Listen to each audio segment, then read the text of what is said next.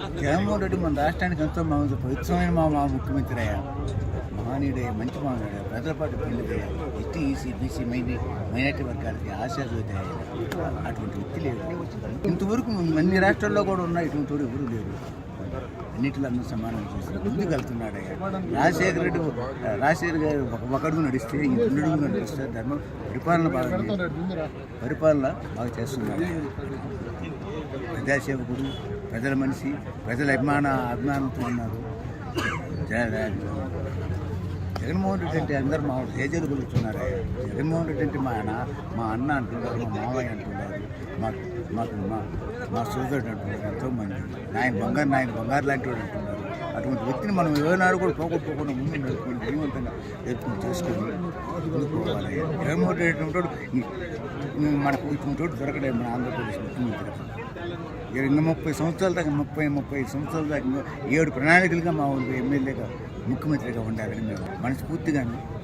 ఈరోజు ముస్లింస్ సగర్వంగా సామాజికంగా ఆర్థికంగా అభివృద్ధి చెందుతున్నారంటే డాక్టర్ వైఎస్ రాజశేఖర రెడ్డి గారు సంక్షేమ పథకాలు, ఆయన కొడుకుగా జగన్మోహన్ రెడ్డి గారు మైనారిటీలకు ఎంతో ప్రయారిటీ ఇచ్చి, గతంలో చంద్రబాబు గారు 14 సంవత్సరాలు ముఖ్యమంత్రిగా పనిచేసిన కనీసం ముస్లిం మైనారిటీకి సంబంధించి ఒక మంత్రి పదవి కూడా ఇవ్వలేదు.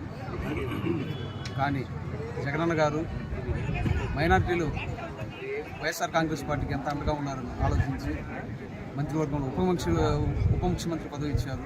అది చాలా గర్వకారణం. ఫీజు రీంబర్స్మెంట్ ఇచ్చున్నారు, అమౌంట్ ఇచ్చున్నారు, రైతు భరోసా ఇచ్చున్నారు. ఇలాంటి అనేక కార్యక్రమాల ద్వారా ముస్లిం సామాజిక వర్గాలు, ముఖ్యంగా జనాభా దామేశ్వర ప్రకారం బీసీకి సంబంధించి ముస్లింలకు చాలా వెసులుబాటు కల్పించారు. దాన్ని ఖచ్చితంగా జగనన్న గారు కొనసాగించారు. రాబోయే రోజుల్లో కూడా 2024లో మళ్ళీ ముస్లింలందరూ జగనన్నకి వెసులుబాటు కల్పించి ఖచ్చితంగా ఆయనకి తోడుగా నిలుస్తారు. Thank you. వికలాంగుల పరిస్థితి పింఛన్ ఏ విధంగా అందుకునే వాళ్ళు మీరు గత ప్రభుత్వంలో? మన ప్రభుత్వంలో గంగారెడ్డి పాలన వచ్చాక దేవుడి గారికి వేది మాకు అది దిక్కు తెలకుండా ఎక్కడికొచ్చి ఇయ్యాలి కాదు రేపు ఎల్లుండు అనేది అక్కడికి వచ్చి వెళ్ళిపోయేది. నేను ఇప్పుడు మీరు గతంలో పింఛన్ తీసుకోవాలి అంటే ఎంత దూరం వెళ్ళేవాళ్ళు? 1.5 కిలోమీటర్లు 1.5 కిలోమీటర్ పోతే ఈ రోజు కాదు రేపు అర్థం రమ్మనేది. మళ్ళీ ఈ ప్రభుత్వంలో ఎలా ఉంది? ఇప్పుడు ఏమి ప్రభుత్వం డైరెక్ట్గా ఇంటికాడికి వచ్చి ఇచ్చేసుకుంటే అయిపోతుంది. రైస్ గడ పాటాకాడికి అడిపినా కూడా ఇదే చరిత్ర.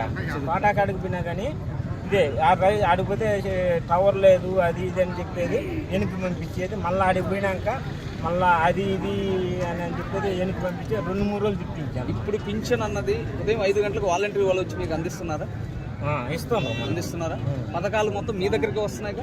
వస్తాను, ప్రతి ఒక్కటే వస్తున్నాయి. గతంలో వచ్చేసి మీరు 1.5 కిలోమీటర్ వెళ్ళేవాళ్ళు, కానీ ఈ రోజు జగన్మోహన్ రెడ్డి గారు ప్రభుత్వం వచ్చినాక మీ వద్దకే సంక్షేమ పథకాలు వస్తున్నాయి. పక్కనే మనకి ఎమ్మటే అందుకుంటాం. మరి 2024 ఆయన గెలిపించుకుందామా? గెలిపించుకోవాలి, అన్ని చేసుకుందామా? ఆయన కావాలా?